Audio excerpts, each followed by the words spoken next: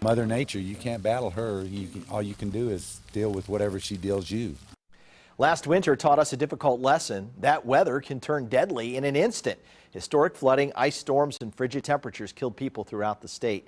Well, this season's forecast proved just as vicious. Your extended forecast, plus a look at the newest weather satellite scientists are using to bring you the most accurate forecast.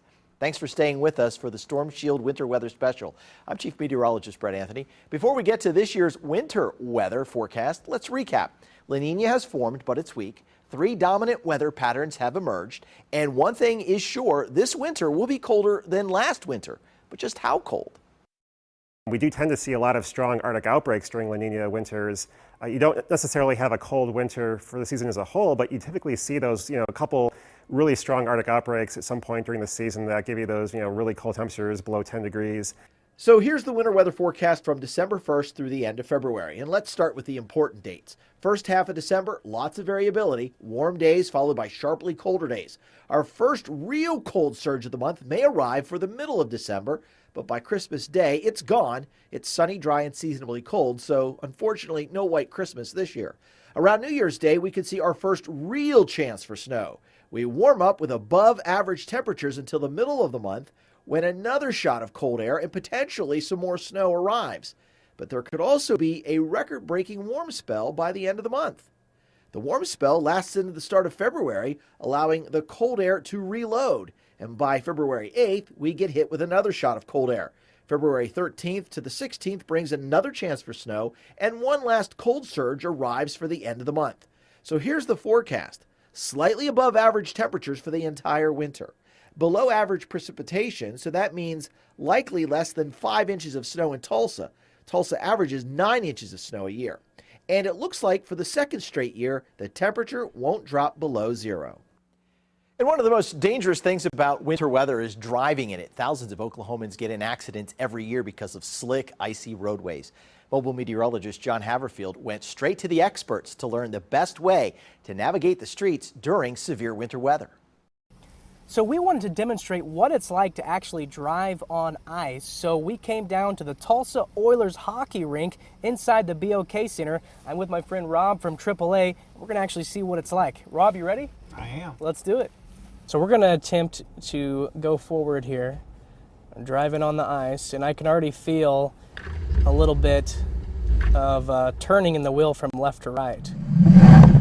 What would you do in a case when you start to feel kind of the wheels start to shake and you kind of get that uneasy feeling of things aren't quite what they should be? Well, you definitely don't want to be pushing on the gas. You don't want to stomp on the brake.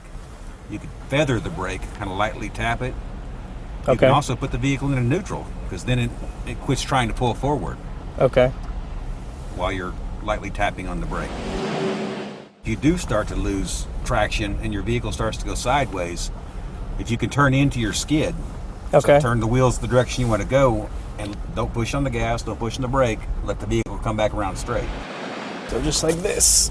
Yes, turning into it. Okay. Come back around. There we go. Exactly like that. Yeah, that gives your anti-lock brakes, so the vehicle's actually trying to assist you from not locking it up. Now, how does ice compare to like a snowpack? Ice, you get no traction. Right. Unless you got tire chains or cables on, you pretty much get no traction. Braking on the ice, it's going to take you a lot longer to come to a stop. You leave yourself a lot more space between the car in front of you.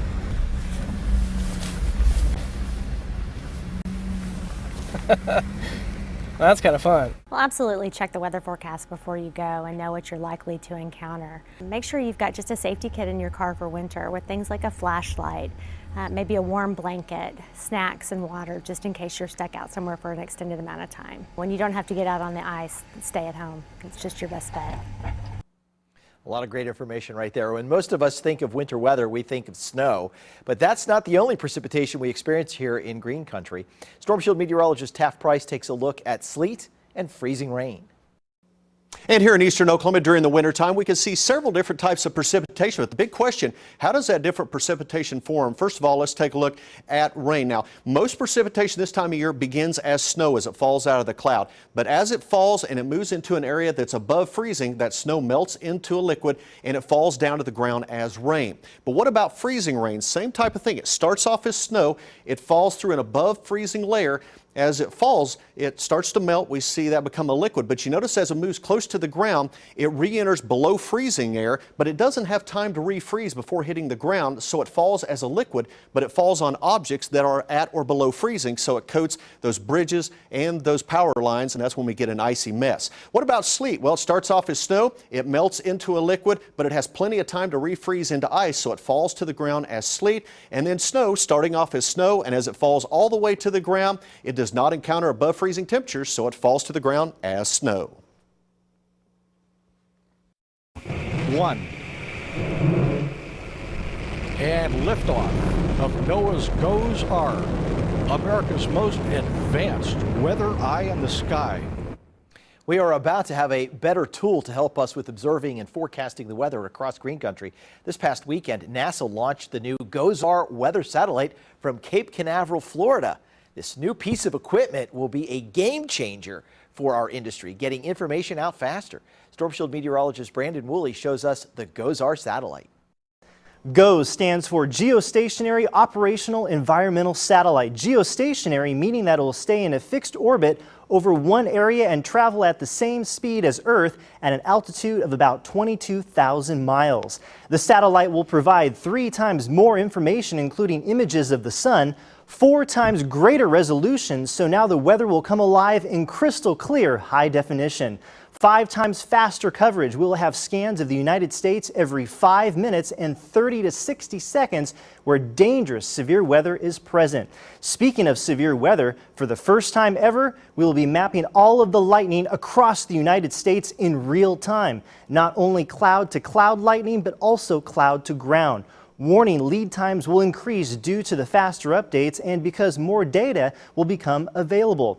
Here's a look at the Advanced Baseline Imager, which is the primary instrument that will monitor the weather, oceans, and the environment, and the lightning mapper sensor on board the GOES-R satellite. I'm Storm Shield meteorologist Brandon Woolley. 2 works for you. If all of the in-orbit tests go well, GOES-R should go into full operation mode sometime next year, with its data streaming into our weather center shortly thereafter. Every winter, students and parents alike eagerly await to see if a snow day will be called. Coming up, a look at the protocol one of our area's largest districts uses to determine if school will be out because of severe winter weather. Also, what homeowners should do right now to prepare for damaging winter weather. You're watching the Storm Shield Winter Weather Special.